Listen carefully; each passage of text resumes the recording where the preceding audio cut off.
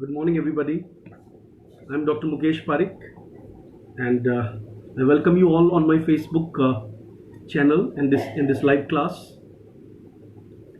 Today, we are going to read very important four poems from the uh, English Renaissance, and in that, I am going to cover John Donne's poems, some of John Donne's poems, and one very important Earl of Surrey's sonnet. Because we already have studied one sonnet by the introducer of sonnet into England, that is Thomas Wyatt, yesterday. And today I would love to take you all in the area of a very different world. Hello, can you see me today? Can you see me? Because I can't see, your eyes over here today. Okay, that because of the cloudy weather, network has been a problem, I think. Okay, those who are just going to join us, I would like to say them that kindly go to either arrange two phones so that on one phone you can watch me and on the other phone you can open my blog on my websites. I keep telling all the students about my websites whenever I start a class, so that you people can read along with me, because during this COVID 19 crisis, every teacher is unable to do with the facilities at home. So we have this mobile with us, and I think we can use this technology well. Kindly join us, and keep telling me also that are you comfortable with the blog, and do you have two mobiles, or have you arranged anything so that you can watch me also, and side by side you can see and read from the blog also. Because in a literature class, a professor can deliver a lecture also side by side in a very confident manner. If you allow me, I can speak throughout the day about literature, about factual things, about even the papers, last year papers, and the questions in the previous papers. But I think I cannot train you well until and unless we go to text and read thoroughly what is there in the lines. For sake of your information, let me tell you that if you touch upon any paper of previous years, you will be pleasantly surprised, unpleasantly also, because you will come across that first 15 question, or say first 20 questions, you will, or you see that you are asked more than 7 to 8 questions which are based on direct text. I'm 20 question. If you keep skipping the next 20 question and then next question, next 20 questions, you will realize that half the paper, or say more than 40% of the paper, is based on the text. And those who have been constantly appearing in all the pre-PhD tests, or say set exams, or those who have really appeared in the net exam, they all know about it, that text reading of text is very very important for us. Clear? And those who can split the screen of their mobile, that is also a good technique. If they have learned and they have become a bit otherwise, there will be a problem for some of my students. uh, Today I have planned that I will be talking about most important poems, other than, as you all know, that when we talk about John Donne, so mostly ecstasy, or say the poems like valediction morning, valediction weeping, or say to the flea. These kind of poems are mostly anthologized and are mostly taught.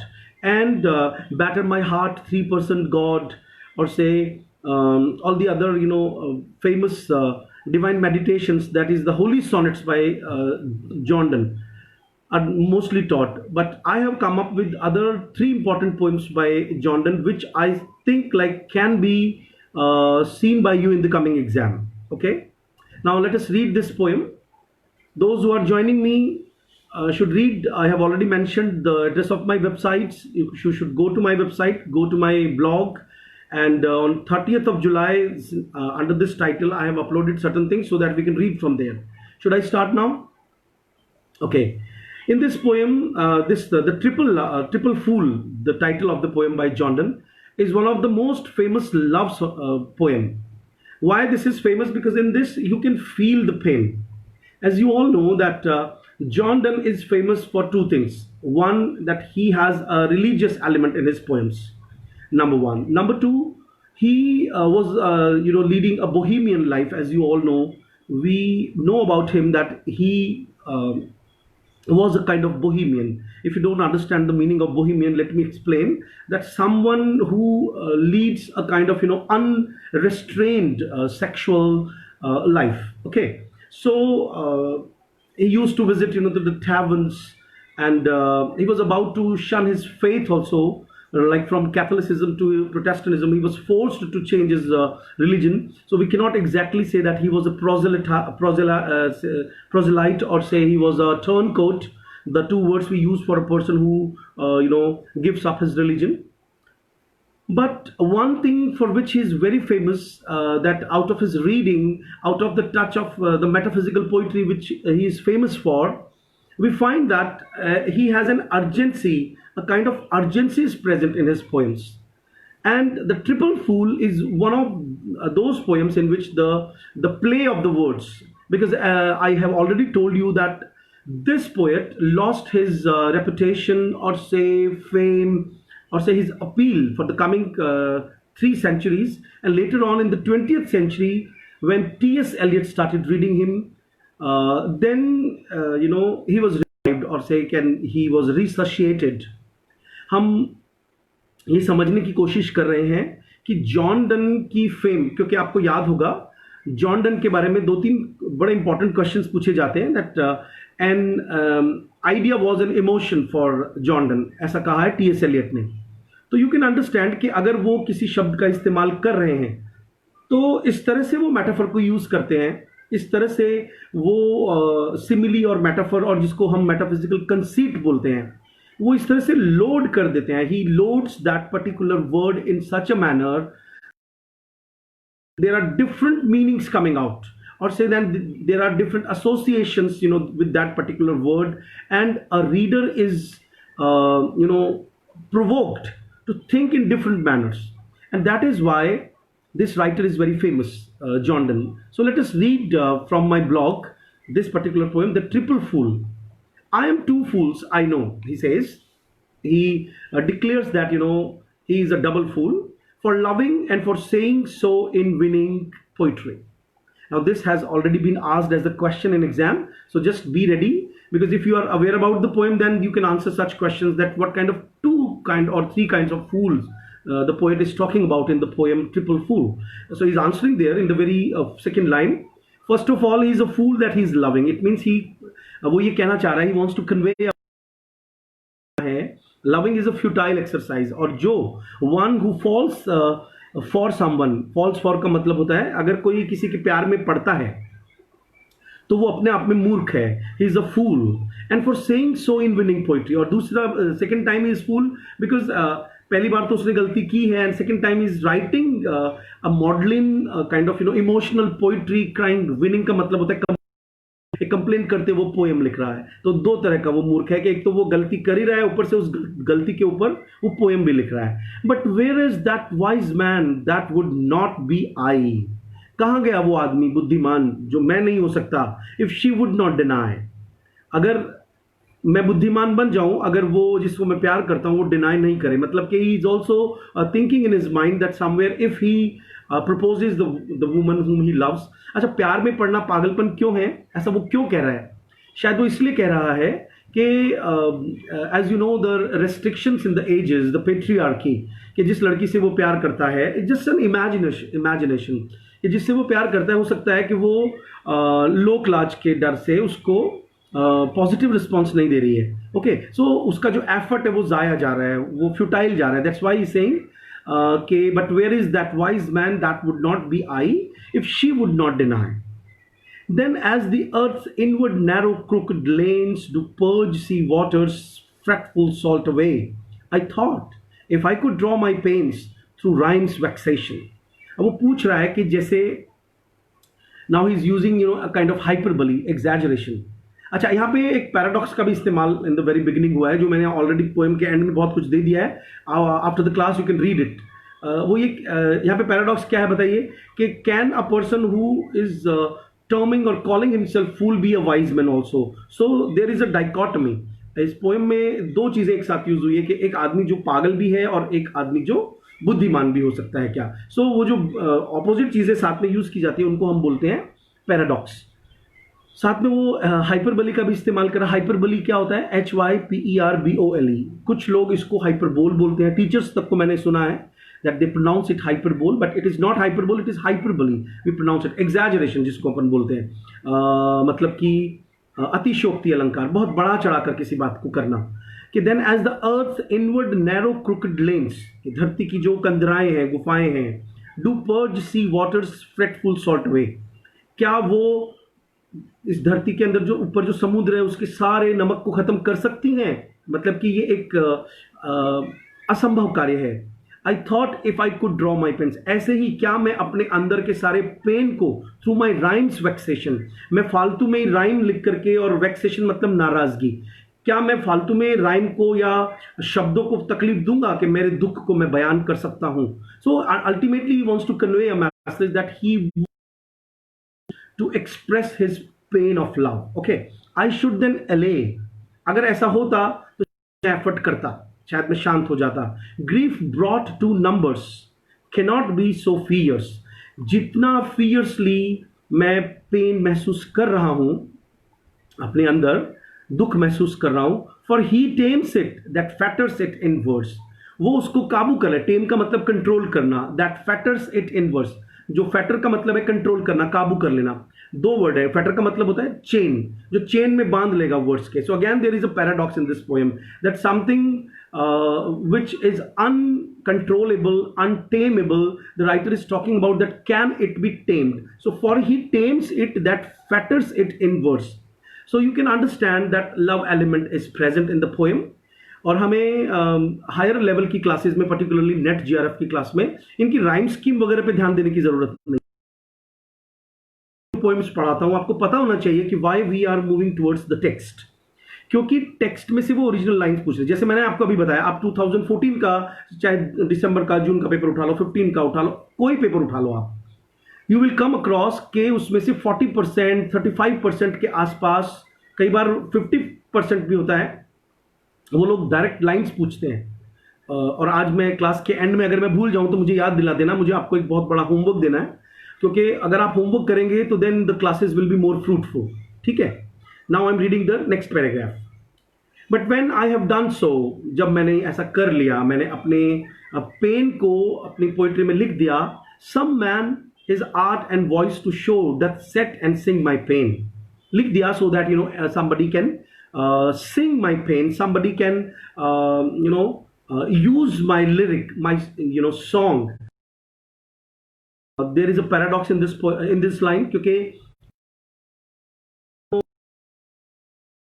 he says that set and sing my pain, and by delighting many freeze again grief which words did restrain. और अगर वो गाएगा, someone who sings this, my pain which I have restrained through vexation in the lines of poetry, ऐसा वो कहना चाह रहा है. तो और अगर कोई आदमी जब उसको गाएगा, उस मेरी कविता को, तो हो सकता है कि वो फिर से उस लव को, उस ग्रीफ को महसूस कर पाएगा. And by delighting many frees again, और उन लोगों को वो आनंदित करके, उनको मजा दे करके, विच वर्ड्स डिड रेसन, उस चीज से उनको मजा. To love and grief tribute of words belongs. To love and grief tribute of words belongs मतलब प्यार को अगर आपको ट्रिब्यूट देना है तो you have to write poetry. And then he says that, but no, not of such as pleases when it is read. लेकिन उतना मजा नहीं आता है जब हम उसको पढ़ते हैं. It means, again he says in the previous lines what he was saying, कि लिखना is controlling the pain and the tribulations of love. लेकिन अब अगली लाइन में वो कह रहा है कि जो प्यार करते हैं और जो फील करते हैं, वो exactly we cannot write in a poem. So इसीलिए वो कह रहा है कि but not of such as pleases when it is read. पढ़ने पर हम वो चीजें महसूस नहीं करते हैं. Both are increased by such songs, for both their triumphs so are published. And दोनों का ही ट्रायम्फ का मतलब होता है जीत. कि एक आदमी जब अपने प्यार का इजहार कर रहा है तब भी वो और उसने अपने आप को कंट्रोल कर लिया और इजहार कर रहा है, तो भी वो जीत गया. और किसी ने उसके ऊपर कविता लिख करके उसको एक्सप्रेस कर दिया तो वो भी जीत गया. And I which was two fools do so grow three. और इस तरह से मैं 2 बार तो पागल बन ही चुका हूं. What the writer is talking about. एक तो मैंने प्यार किया, दूसरा मैंने प्यार को लिखने की कोशिश की, और तीसरा पागल कैसे हो गया. Who are a little wise the best fools be. कि मैं दूसरों को कह रहा हूं कि तुम भी मेरे प्यार को पढ़ो. So this is the third fool. Okay, who are little wise the best fools be. Again there is a great paradox in this line. हमेशा याद रखिएगा, जॉन डन की पोएम्स में से कोई ना कोई क्वेश्चन हम लोग we are going to touch the other metaphysical poets also in the coming classes. Metaphysical poetry के अंदर कुछ इंपॉर्टेंट कॉन्सेप्ट्स होते हैं. एक तो कि वो क्या करते हैं, हेट्रोजीनियस आइडियाज को they try to bring together. ये एक डेफिनेशन है जो डॉक्टर जॉनसन ने दी है. हेट्रोजीनियस का मतलब होता है 2 डिफरेंट आइडियाज. जैसे आप किसी भी चीज को इस्तेमाल करने के लिए, अपनी बात को कहने के लिए फिगरेटिव लैंग्वेज यूज करते हो. आज मैं इस लेक्चर के बिल्कुल एंड में मैंने फिगरेटिव लैंग्वेज के लिए भी एक टर्म यूज की है, दैट इज ट्रोप. और आज हम उसको भी समझेंगे क्लास में. ट्रोप वर्ड लिख लीजिए अपनी अपनी कॉपीज में, अपनी अपनी नोटबुक्स में. ट्रोप एक वर्ड है जिस पे बाकायदा नेट में क्वेश्चन आया हुआ है कि from where the word trope has come. और मुझे अच्छी तरह से लगता है ऐसा जब मैं क्लासेस में पढ़ाता हूं कि when ever first time I ask my students like do you know the meaning of ट्रोप, they mostly deny that they don't know. आप बताइए, आपको मालूम है ट्रोप का मतलब क्या होता है. मेटाफर का मतलब मोस्टली पता होता है. मेटाफर कितने प्रकार के होते हैं इस पर क्वेश्चन आ चुका है नेट के अंदर. सिमिली आपको ऑलरेडी पता है, मोस्टली कॉमनली हम इसको यूज करते हैं. उसके अलावा they ask question like what is a metonymy, what is a synecdoche, what is a kind of oxymoron, what is litotes. तो ये सारी चीजें हम लोग आज भी डिस्कस कर सकते हैं, क्योंकि एक मेटाफिजिकल पोइट्री, एक मेटाफिजिकल पोएम जब हम पढ़ते हैं, whenever we enter into the realm, into the area of a metaphysical poem, so you should wait for the writer, one who is creating a whole world of surprise. और हम किसी को surprise कब करते हैं, जब हम अपनी बात को एसोसिएट कर चुके हैं अपने माइंड में किसी और चीज के साथ.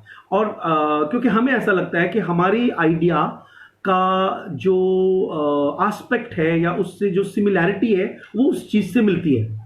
ठीक है, दोबारा बताता हूं. मतलब कि जैसे मैंने किसी को कहा कि तू गधा है, तेरे को कुछ समझ में नहीं आ रहा, मान लो किसी को मैंने कहा, तो इसका मतलब है कि my idea of someone who is a डलर्ड, someone who is a slow coach, someone who is not a sharp minded one, is akin to or similar to a donkey.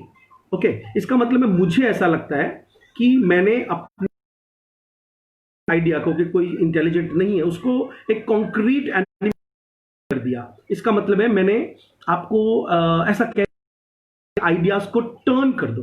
ठीक है, तो मैं डिस्कस कर रहा हूं कि हम जब पोइट्री पढ़ते हैं तो जब हम, ठीक है, एक तो मैंने हिंदी में पोएम समझा दी, तो हमारी आदत पड़ जाती है हिंदी में पोएम समझना. लेकिन जब हम लोग प्रोफेसर बनेंगे, टीचर्स बनेंगे, तो हमें कोई समझाने थोड़ी आएगा. हमें तो अपनी ट्रेनिंग चाहिए जिससे कि हम कोई, तो मैं उसको समझाने की पूरी कोशिश करूंगा, क्योंकि मुझे बहुत सारी चीजें अपनी रीडिंग से समझ में आती है. मुझे पूरा उसका रिदम समझ में आ जाएगा. मुझे ये भी पता चल जाएगा कि वो छुपे शब्द की कोशिश कर रहा है. And I those who are really preparing for NET and JRF, कि आपको पता होना चाहिए कि हमें एक बाकायदा पोएम दी जाती है एग्जाम में, उसमें से वो 5 क्वेश्चंस पूछते हैं. वो हमें वहां पे हमेशा इसी तरह के क्वेश्चंस पूछते हैं. तो in the habit of reading poetry और से उसका मीनिंग निकालने का, अगर if they don't indulge in the practice of this, उनको बहुत प्रॉब्लम आती है उस तरह के क्वेश्चन को करने में. ठीक है, सो आप समझ लीजिए आपकी ट्रेनिंग चल रही है. इस ट्रेनिंग के दौरान हम लोग आपको बहुत सारी चीजें समझाने की कोशिश करते रहते हैं. तो अभी बताइए कि इस पोएम के स्ट्रक्चर के अलावा इसके जो लोग मुझसे अब जुड़ रहे हैं वो बता दूं मैं उनको कि हम अपने ब्लॉग में से पढ़ते रहते हैं. ये मत देखिएगा कि मैं क्या पढ़ता रहता हूं, क्योंकि ये फेसबुक है. इस फेसबुक पे कोई भी अचानक से मेरे पेज पे आ सकता है. लेकिन अगर वो लिटरेचर का स्टूडेंट है की तैयारी कर रहा है, फर्स्ट ग्रेड की तैयारी कर रहा है, मान लीजिए किसी भी स्टेट के लिए, तो वो मेरे वेबसाइट पे चला जाइए। एड्रेस मैंने फेसबुक पेज .mukeshparekh.com या www.englishcosmos.org, वहाँ पे जाकर के आप मेरा ब्लॉग चेक कीजिए। ब्लॉग पे आपको एंट्री मिल जाएगी आज की लेटेस्ट 30th जुलाई। उसमें हम लोग जो उसको अपलोड कर देते हैं, और स्टूडेंट क्या करते हैं, उनको 2 फोन भी यूज कर लेते हैं। कई बार वो एक फोन में एक स्प्लिट स्क्रीन टेक्निक होती है, उससे भी वो साथ साथ में पढ़ते रहते हैं। तो इस कोविड के दौरान हम कोई भी टेक्निक यूज कर सकते हैं, बस हमारा भला होना चाहिए। हमें लेक्चर अटेंड करना है, कैसे भी के इन प्रकार है, बाय हुक और क्रूक हमें बस एक क्लास मिल जाए। और इसीलिए मैं लाइव आता हूं फेसबुक पे, ताकि कोई भी स्टूडेंट को ये महसूस ना हो कि वो कॉलेज यूनिवर्सिटी अटेंड नहीं कर पा रहा है। मेरे रेगुलर स्टूडेंट के अलावा भी जब मैं उनको प्राइवेट क्लासेस देना स्टार्ट कर दूंगा, उसके बावजूद भी बीच बीच में मैं जब तक कि आपके कॉलेजेस और universities, that is my contribution to my society. चलिए, तो मैंने ट्रिपल फुल समझाया, अब आप तैयार हो जाइए। इसमें क्वेश्चन क्या पूछेंगे आपको? दे विल आस्क यू कि एक तो ये पूछ सकते हैं कि who has written the poem triple fool. दूसरा question they can ask you like what 3 kinds of fool the writer is talking about. अब आइए, उसके सेकंड पोएम खत्म हो गई, उसमें नोट पैराग्राफ, काफी सारे पैराग्राफ्स दिए, उसमें पहला पैराग्राफ आप पढ़ लीजिए। उसमें मैंने आंसर दे दिया है that John Donne's poem the triple fool expressive for falling in love, जो मैं बता चुका हूं, for writing about that, making that poetry available to others to co-opt and refresh the pain that he feels। ये इसका answer है और इसमें से क्वेश्चन बनेगा, क्योंकि ये हाईली एंथोलॉजाइज्ड पोएम है। अच्छा, how a teacher can select a poem to be taught in a class, particularly again there is some problem because of the poor network। can you hear me? Can you listen to me? Hello, can you see me? Yeah, so what I was talking about that this poem is highly anthologized। anthologized का मतलब होता है जितनी भी अलग अलग तरह की कविताओं की बुक्स होती हैं मार्केट में, उनको एंथोलॉजी बोलते हैं। तो ऑल ओवर द वर्ल्ड जब एंथोलॉजीज छपती हैं और कोई हाईली एजुकेटेड टीचर जो कैनन में बुक्स को रखता है या पोएम्स को रखता है, सिलेबस फिक्स करता है, अच्छी रीडिंग की वजह से वो सेलेक्ट करता है कि ये पोएम रखो और ये वाली पोएम मत रखो। Now let us come to the next poem, that is the dream. This is also highly anthologized poem by John Donne. इस पोएम की poem the writer is talking again, this is a love poem. एक तो ये बहुत important चीज है, dear love, for nothing less than thee would I have broke this happy dream, was a theme for reason much too strong for fantasy। Writer ने एक imaginary situation create की है हमारे सामने, and in that imaginary condition what he has created कि वो dream ले रहा है इन द फैंटेसी। फैंटेसी और ड्रीम में एक डिफरेंट, फैंटेसी का मतलब होता है जागते वक्त जो हम सोच रहे होते हैं, तो वो फैंटेसी कर रहा है, it means he deeply in love, okay. And वो जिस बिलवड की कल्पना कर रहा है वो अचानक से उसके सामने आ जाती है। तो what he says, dear love, for nothing less than thee would I have broke this happy dream. एक एग्जैजरेशन है ये, ठीक है।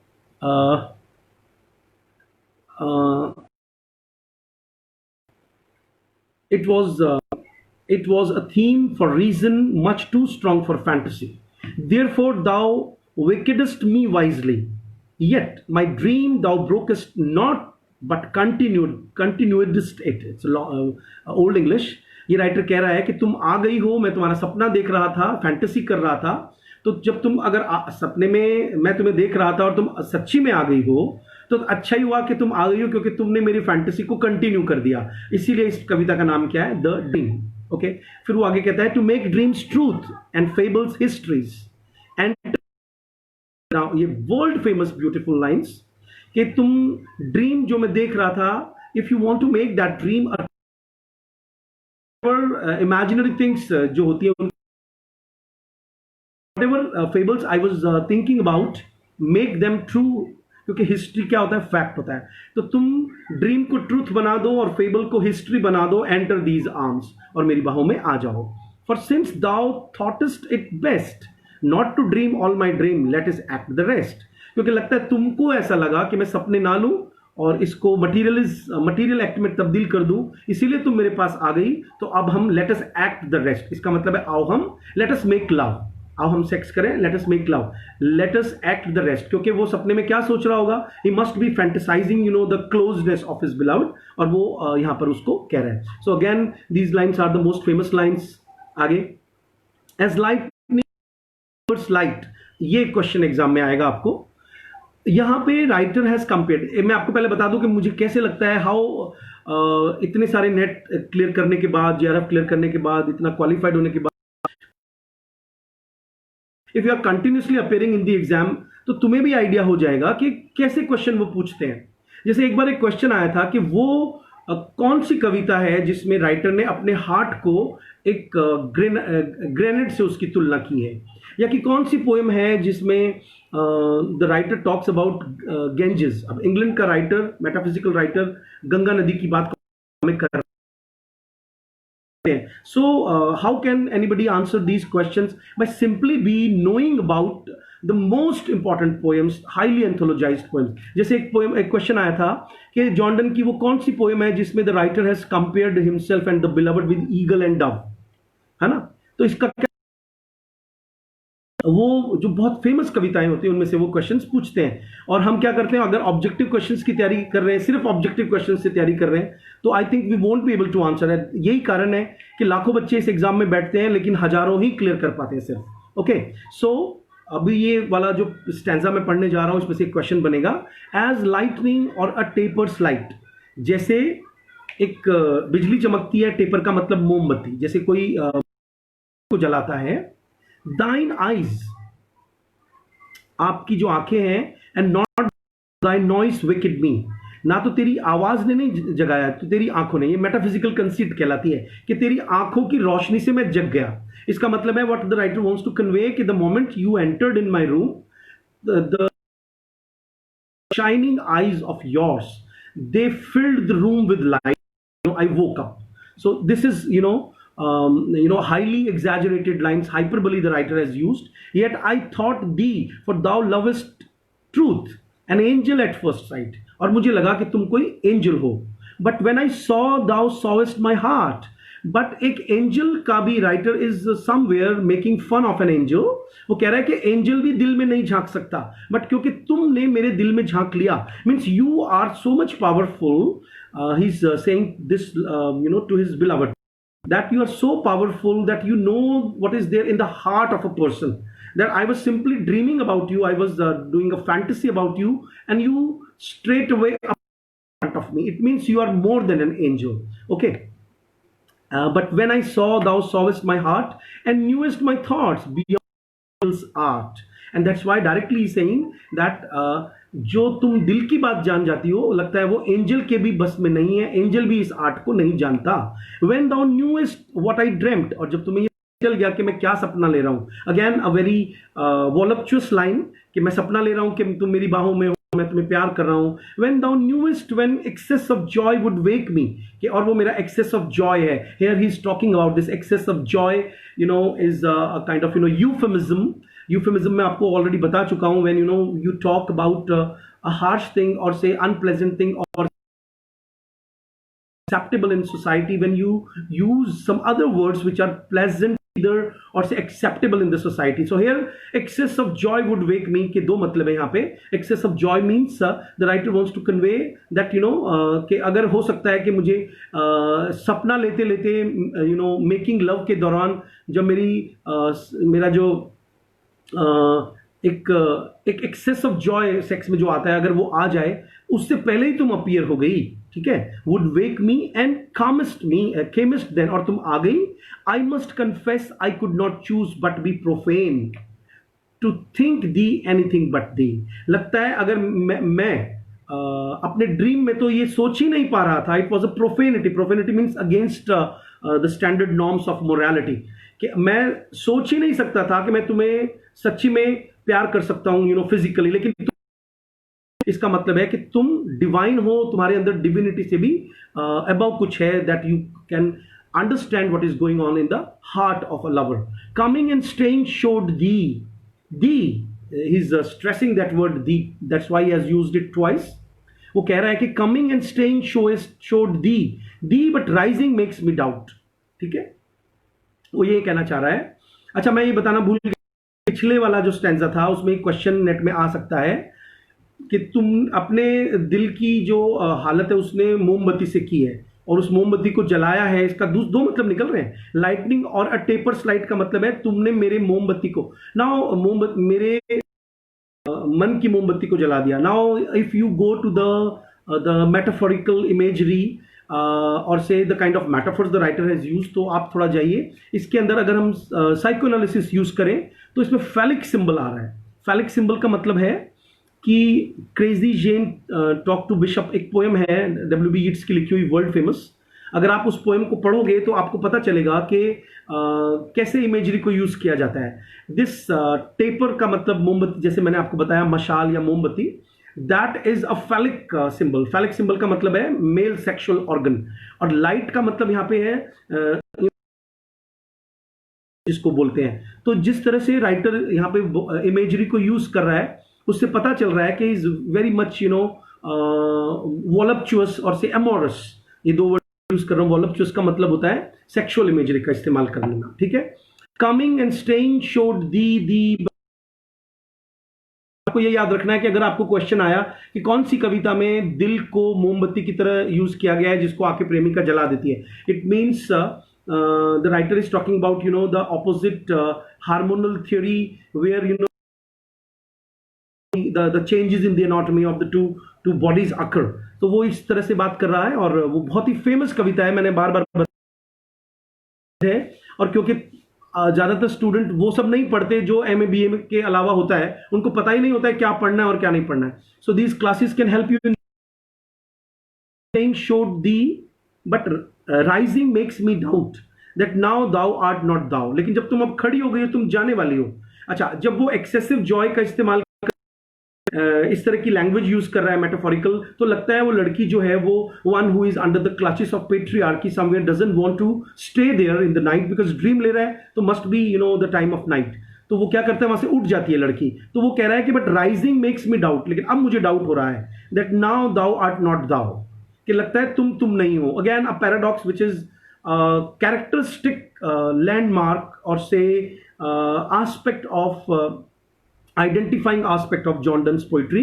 सभी मेटाफिजिकल पोइट्री में पैराडॉक्सेस होते हैं, टेंशन्स होती हैं। ये सब हमें डिकंस्ट्रक्शन की थ्योरी के दौरान पता चलता है, या जब हम लोग राइटरली और रीडरली टेक्स्ट पढ़ते हैं या स्ट्रक्चरल एनालिसिस करते हैं, साइको एनालिसिस करते हैं, तब हमें पता चलता है पोएम में कहने की कोशिश क्या चल रही है।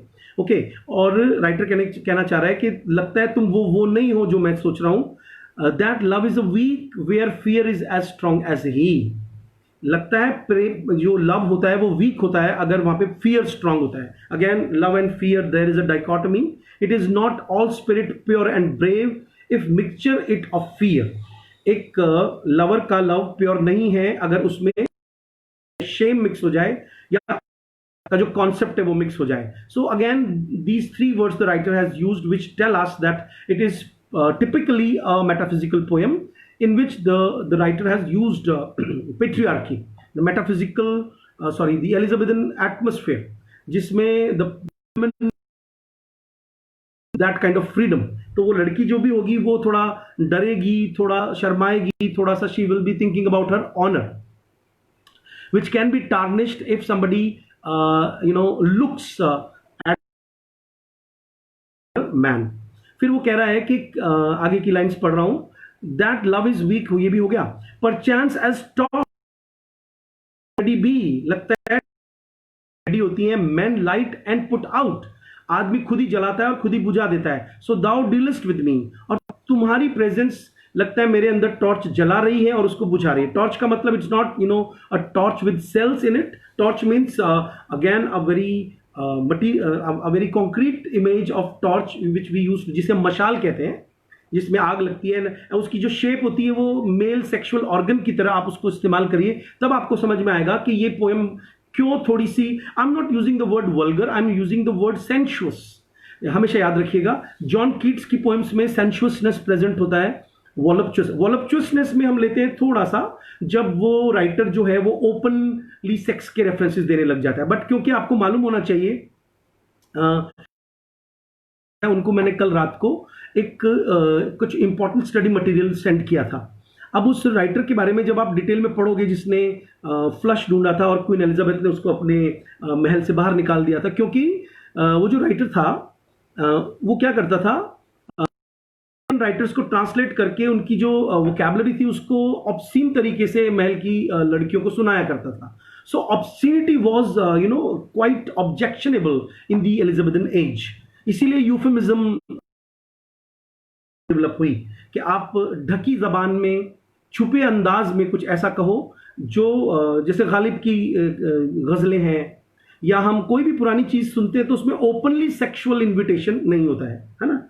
जैसे कोई फेमस आप, इसीलिए कई बार जब हम लोग when we criticize Honey Singh कि he is notorious for writing very openly the sexual imagery in the songs.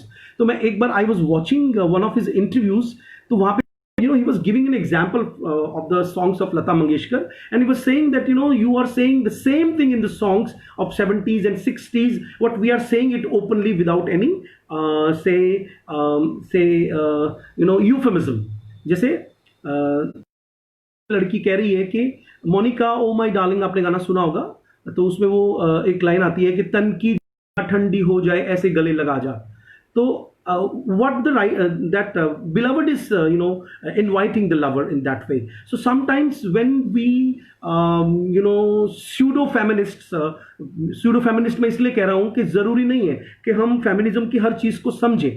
हम लोग जब फेमिनिज्म की बात करने बैठते हैं या साइकोएनालिसिस की बात करने बैठते हैं तो हम लवर को तो कह देते हैं कि भाई उसके पास पावर है, सोशल पावर है, that he can show his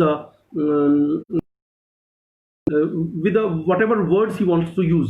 और लड़की जो है उसको अलाउ नहीं है तो वो इन सब चीजों का यूज नहीं करती है. लेकिन somewhere if we are very keen in understanding and opening our ears and eyes, then we can तरफ हमारे है जिसके अंदर even ages back also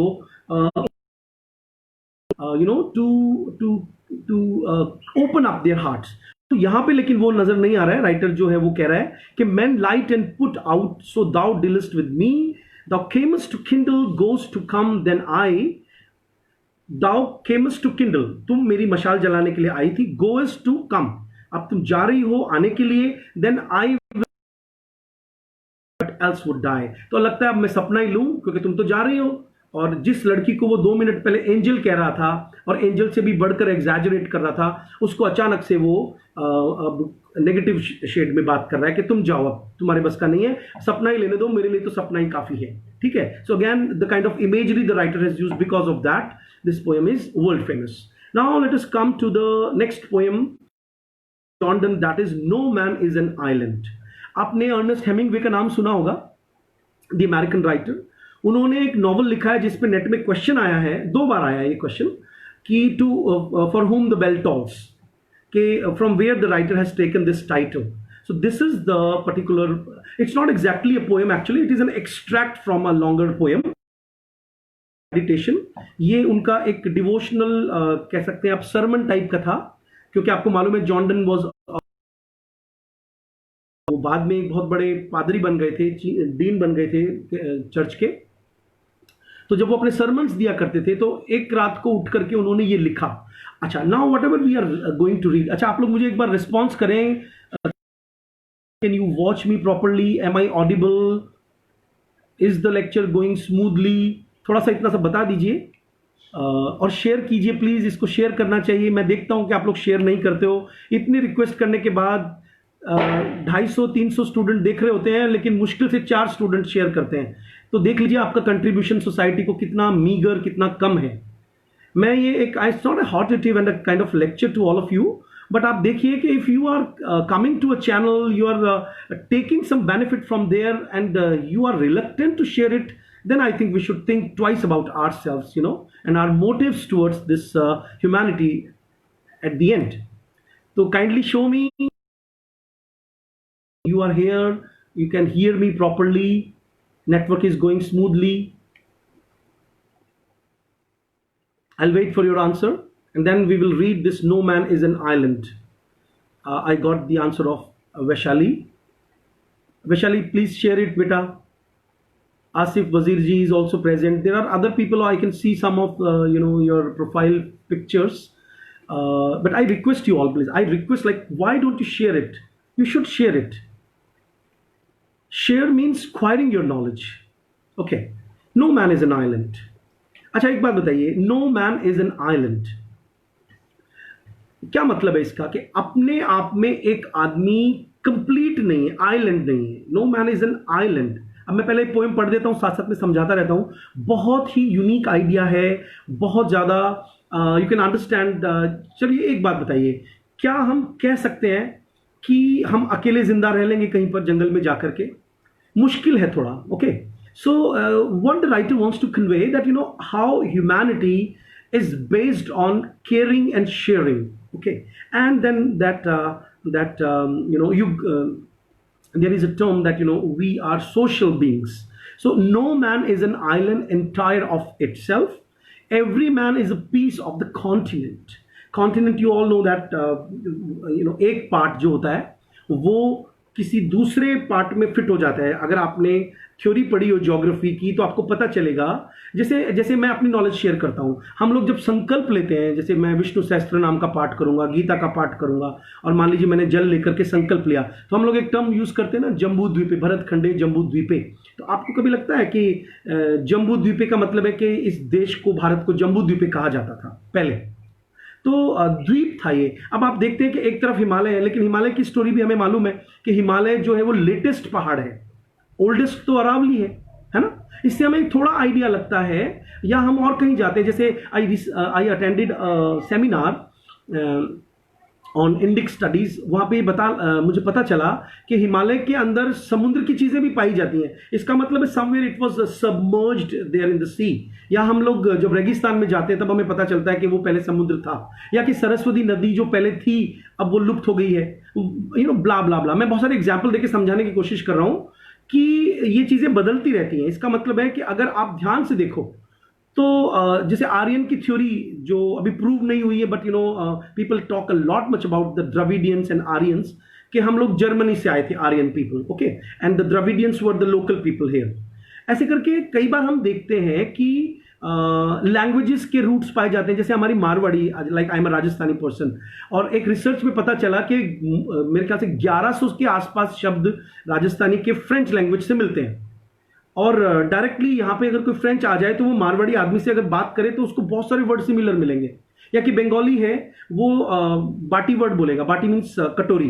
and अगर हम यहाँ राजस्थान में बाटी बोले तो गोल कोई चीज जो हम खाते हैं, जैसे लिट्टी और चोखा बिहार में खाते हैं ना, तो वो जो छोटी सी एक गोल गोल आटे की हम लोग भून के बनाते हैं उसको बाटी बोलते हैं. So I just want to convey an idea that if you go back in the history, और हिस्ट्री भी हम कब तक पढ़ सकते हैं? आपको मालूम है कि हिस्ट्री को पैलिम्सेस्ट कहा जाता है. Powerful people keep changing the history and all. लेकिन कहते हैं कि जहां न पहुंचे रवि वहां पहुंचे कवि. तो शायद यही कारण है कि जो न्यू एजुकेशन पॉलिसी है उसमें हर जगह पर आर्ट्स और साइंस का जो भेद है वो खत्म करने की कोशिश की गई है. क्योंकि सभी डेवलप्ड कंट्रीज में ऐसा कहा जा रहा है कि कहीं ना कहीं, मैं आपको एक एग्जांपल देके समझाता हूं कि एक बहुत बड़े मैथमेटिशियन थे और उनका एक स्टूडेंट उनके यहाँ अंडर जब पीएचडी करने आया तो वो रोज उसको घुमाने ले जाते, लेकिन पीएचडी स्टार्ट नहीं करवाई. तो एक दिन उसने सोचा कि ये आदमी मेरा टाइम बहुत वेस्ट कर रहा है. तो एक दिन क्या हुआ कि वो उसको घुमाते हुए, ये मैंने मेरे ख्याल से स्पीकिंग ट्री में पढ़ा था, टाइम्स ऑफ इंडिया में एक कॉलम आता है कि फिर एक दिन उस लड़के ने सुबह सुबह जब वो लोग सैर करने गए थे तो जब सूर्योदय हुआ तो उसको देख करके उसने कहा वाओ व्हाट अ ब्यूटी. जैसे ही उसके मुंह से वाओ व्हाट अ ब्यूटी निकला तो उसने फटाफट से कहा कि चल फटाफट लैब में चलते हैं और अब रिसर्च स्टार्ट करते हैं, तेरा रिसर्च करने का टाइम आ गया है. तो उसने पूछा कि इतने दिन महीने तो आपने मेरे वेस्ट कर दिए. तो उसने कहा कि मैंने महसूस किया कि तू केवल हार्डकोर साइंटिस्ट और टेक्निकल आदमी है, तेरे अंदर अभी भी मानवीय गुणों की कमी है.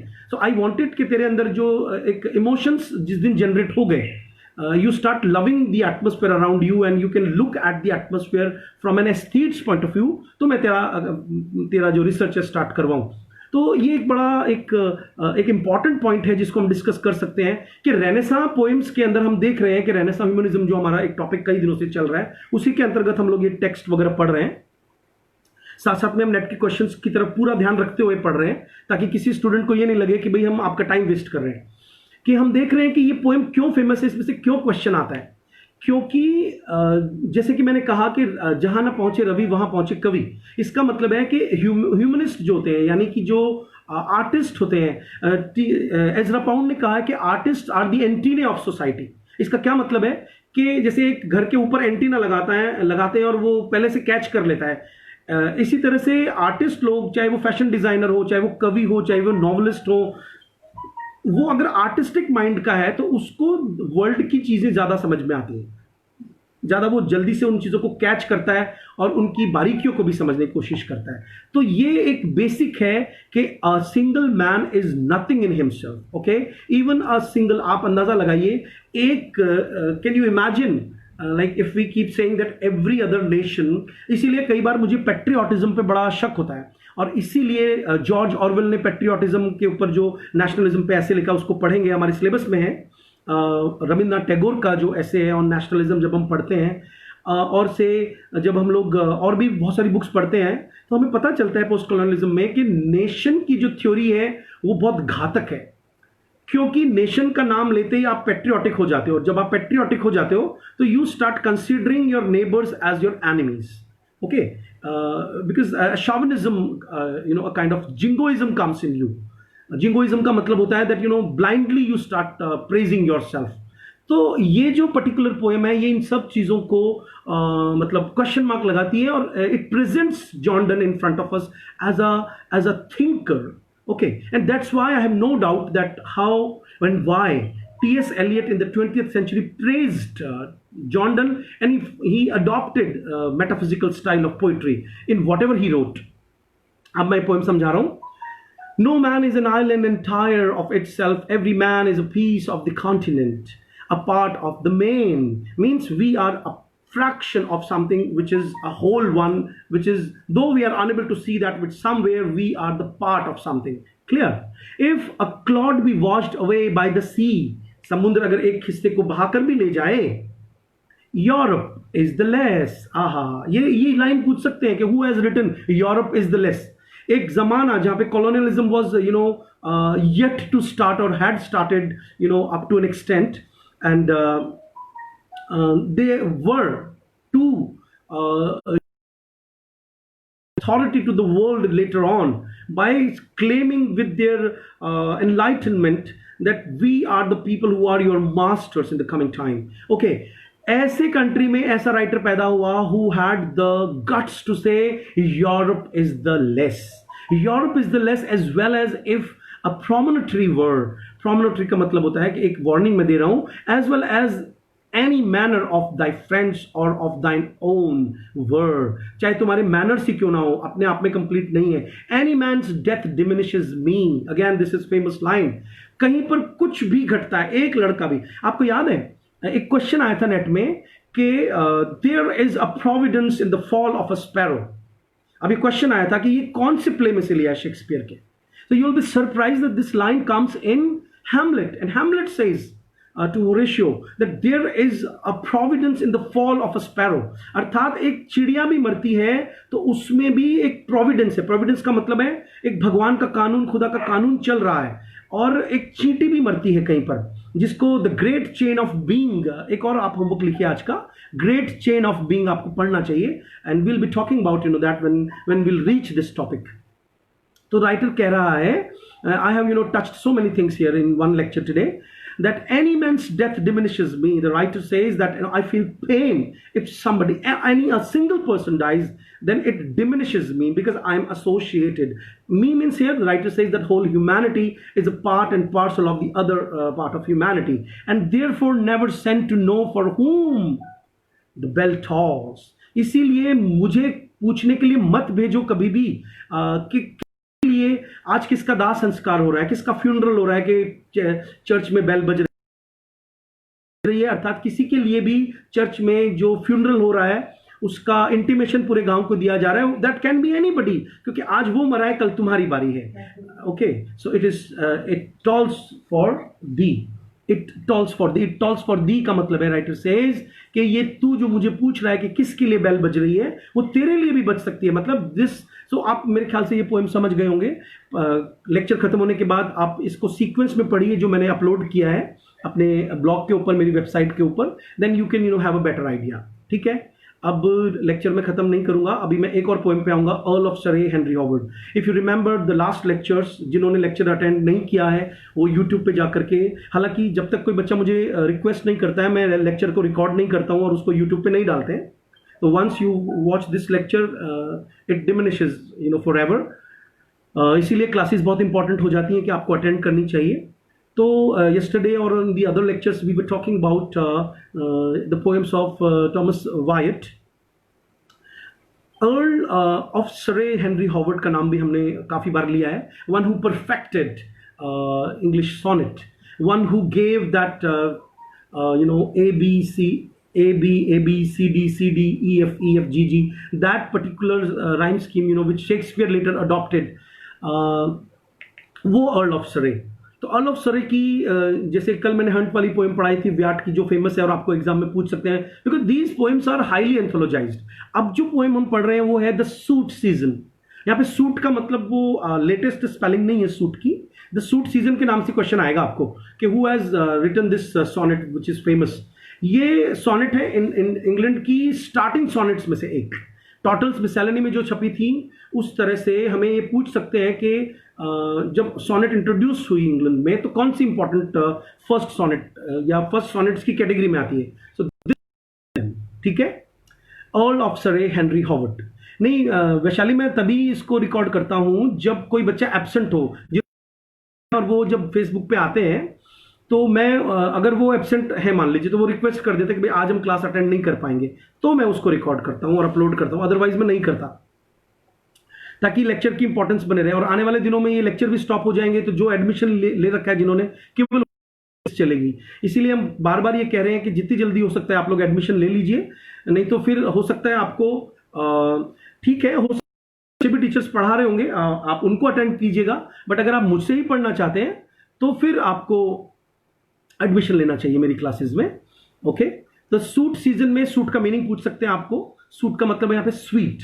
सो the soote season that bud and bloom forth brings, now I am reading from that sonnet.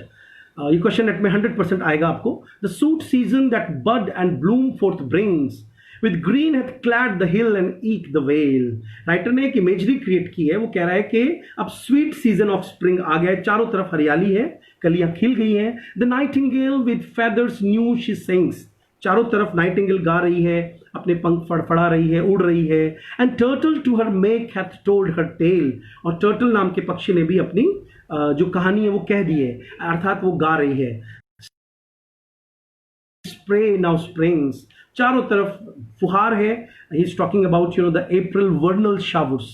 England में अप्रैल के महीने में बसंत का सीजन आता है और अगर उस वक्त बारिश होती है तो उसको बोलते हैं वर्नल शावर्स। सो उसका रेफरेंस आ रहा है। समर इज कम, जैसे हमारे यहाँ पे अभी सावन चल रहा है, खत्म होने वाला है। सावन और भादो इंपॉर्टेंट सीजन माना जाता है जिसमें चारों तरफ हरियाली होती है। सो समर इज कम, तो उनके यहाँ पे समर के स्टार्टिंग पार्ट में जो बारिश होती है, he is talking about that. Summer is come for every spray now springs, the heart hath hung his old head on the pail। और वो बताने की कोशिश कर रहा है कि जो अलग अलग जानवर हैं वो भी यहाँ पे नजर आ रहे हैं और फूल भी नजर आ रहे हैं। The buck in brake his winter coat he flings, the fishes fleet with new repaired scale. मतलब वो बता रहा है कि हर तरह के जानवर मतलब वाटरस्केप और तीन स्केप्स होते हैं। हम लोग जब दिस रोमांटिक पोइट्री पढ़ते हैं तो केवल लैंडस्केप पोइट्री पढ़ते हैं, लेकिन the writer is the master of all these letter writers. तो वहां पर वो हमें जमीन भी दिखा रहा है, आसमान भी, मछलियों का नाम ले रहा है कि मछलियों के नए स्केल्स आ गए हैं, पक्षियों के नए पंख आ गए हैं, चारों तरफ नए फूल आ गए हैं।